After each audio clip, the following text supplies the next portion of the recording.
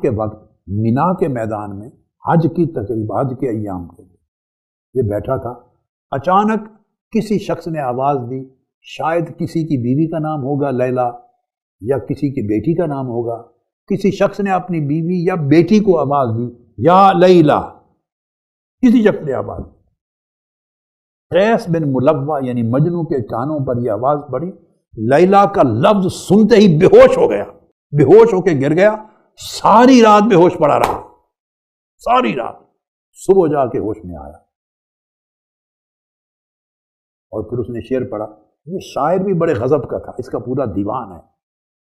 اور عرب شعراء اور صوفیاء اکثر و بیشتر اور علماء بھی اپنی کتب میں اس کے اشعار کوٹ کرتے ہیں، جہاں عشق کا مضمون آتا ہے اور توحید محبت کا مضمون آتا ہے اور عشق اور محبت میں خالصیت کا مضمون آتا ہے اور اس میں فنائیت کا موضوع آتا ہے، اس کے شعر کوٹ کرتے ہیں۔